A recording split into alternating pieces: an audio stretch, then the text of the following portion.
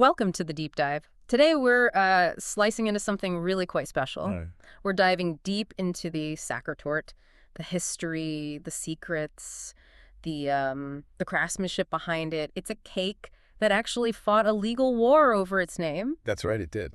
Yeah, so it's definitely more than just chocolate cake, wouldn't you say? It feels like, well, the aristocrat of European desserts almost. Absolutely. An edible timeline, as you put it, Yeah. connects us right back to 19th century Vienna. And that's our mission today, really, to Yeah. figure out how a teenager, basically in a panic, ended up creating this legend that's lasted, what, 2 centuries? Yeah. And maybe get into those technical secrets, too. What gives it that iconic, dense, sort of chocolatey glow. And it's fascinating the cultural weight it carries straight away. How so? Well, for Austrians and Germans too, the Sachertorte, Yeah. it isn't just dessert. It's like a monument. A monument. Wow. Yeah, it stands for elegance, that meticulous craftsmanship, and this powerful sense of nostalgia. You take a bite and you're tasting old Europe. It's an institution, really.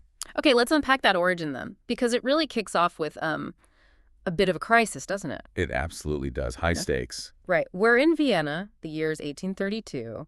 Prince Clemens von Metternich, a major player in European politics, he's hosting this big dinner, and he demands a new dessert, something special, something to really impress his guests. And the pressure must have been immense. We're talking about Metternich. Exactly. Fail him. And it's not just a bad review. It could affect your whole standing at court. Right. But here's the twist. The royal chef, the guy supposed to deliver this masterpiece, he suddenly gets incredibly sick. Just like that.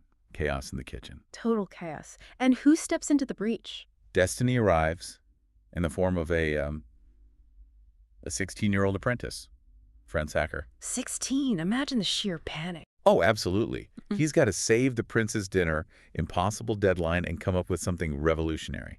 Talk about needing to be bold. That's more than just courage. That's serious creative thinking under fire. So what did France actually do that was so different? Viennese desserts back then were all about lightness, right? Airy things. Exactly. Fluffy, meringue-based stuff. Yeah. It's like Genoise sponges, that kind of thing. Right. Francis just flipped that completely. How? His idea was, well, it was built on resilience. He baked a dense chocolate sponge cake. Dense. Yeah, not light and airy. This was like a foundation, a chocolate fortress almost, designed to hold up. Right. Then he layered it very specifically with apricot jam, that bright acidic flavor. Uh-huh. And then the masterstroke. Yeah. He sealed the whole thing under this thick, smooth, really glossy chocolate glaze. So a dense cake sealed with jam covered in chocolate. That was revolutionary. Totally. It stunned everyone. It was robust. It was complex. It even traveled well, which was a bonus. An instant hit then. An immediate, unqualified success. And from then on, it was known simply as the Sachertorte, named after Franz, the probably very relieved teenager. Incredible story. But the creation is one thing. Making it last is another. True. The legacy needed standardization, refinement. Franz Sacher himself went on to work elsewhere, developing his skills. But it was really his son, Eduard Sacher, who cemented its place. Eduard. Okay, and he's the one linked to the famous location, right? Precisely. Right. Eduard perfected his father's recipe. And crucially, he started serving it at the brand new Hotel Sacher in Vienna. Ah, the Hotel Sacher. Legendary. Exactly. By putting it right there in this grand, sophisticated hotel, he didn't just serve a cake. He made it a cornerstone of Viennese dining culture. And it's amazing that tradition is still going strong. If you go to Vienna today, You can still get the original Sachertorte right there at the Hotel Sacher. Same lineage. following that original recipe. Well, supposedly. Yeah. Because that location, the Hotel Sacher, is key to the cake's mystique. Because the recipe. It remains one of the most fiercely guarded food secrets in the world. Seriously. No kidding. No. That secrecy is what gives them the legal right to call theirs the original. It adds to the whole legend, makes it feel almost unobtainable. Right, the secret ingredient is secrecy. Pretty much. So, okay, it starts in Austria, becomes this icon there.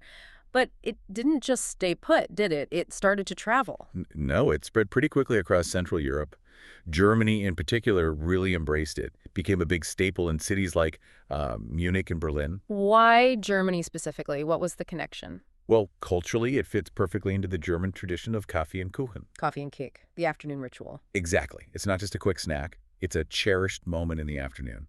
a pause. Is that like an everyday thing or more for weekends? How important is it? It varies, but it's highly valued. It's like this elegant little pause in the day, often shared with family or friends, a moment of planned, sort of contemplative pleasure. And the Sachertorte fits into that how? Perfectly.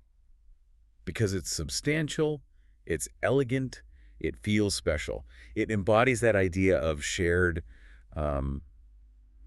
cozy refinement, you could say. Cozy refinement, I like that. And remember that dense structure we talked about? Yeah. That was huge for its spread.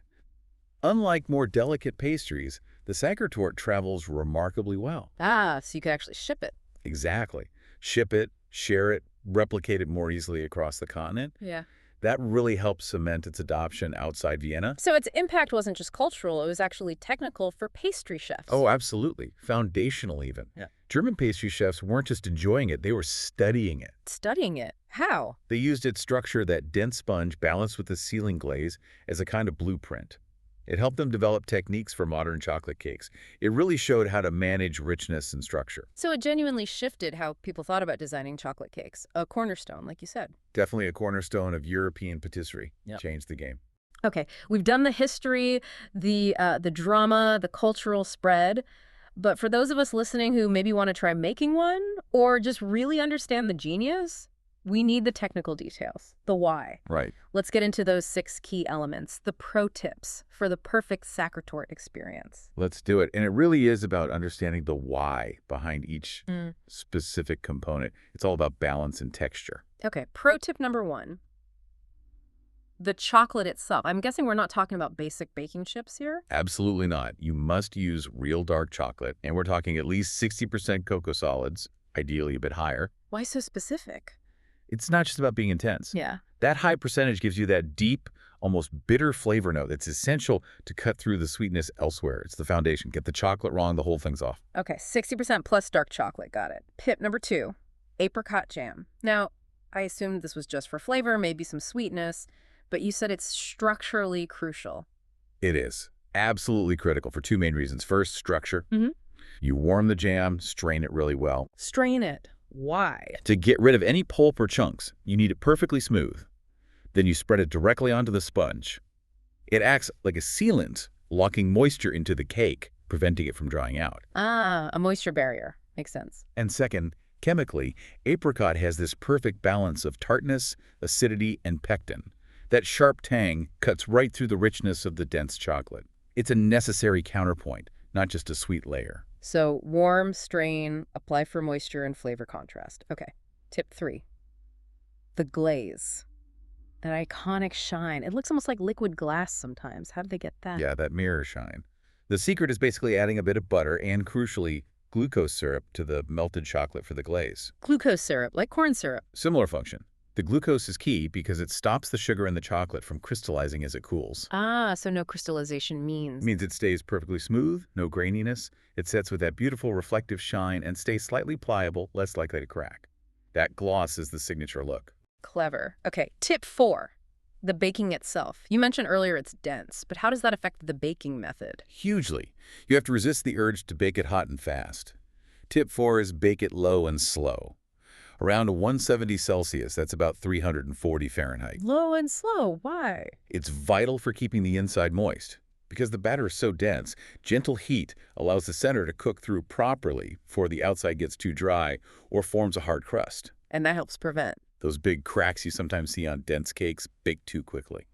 Slow baking equals structural integrity. Patience is key then. Now, tip 5 is the one that really surprised me. Resting it. You're saying this world-famous cake is better the next day? It absolutely is. Sounds wrong for baking, I know, but it's true. Why, though? That overnight rest is when the magic happens.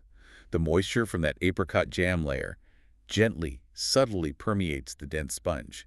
It equalizes everything. And the flavors, they just meld and deepen beautifully. So day 2 Sachertorte is actually superior. Demonstrably. It achieves this harmony and complexity that it just doesn't quite have fresh out of the oven.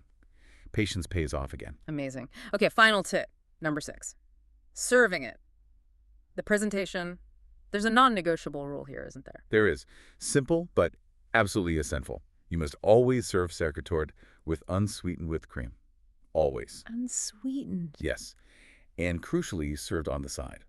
not dolloped on top. Why on the side? And why unsweetened? Because the cake itself is so rich, the chocolate sponge so dense, the glaze intensely sweet.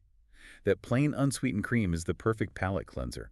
It provides lightness, a clean contrast that lifts the whole experience. It defines the balance. Rich cake, sharp jam, sweet glaze, plain cream, it's all about balance. Precisely. That's the classic Sachertorte experience. What an incredible story. From a 16-year-old apprentice facing down a prince's demands in a kitchen crisis to creating this enduring masterpiece. That single moment of, well, pressured innovation really did create something elegant that's defined Viennese and European culture for 200 years. It really is proof, isn't it? That courage, that creativity.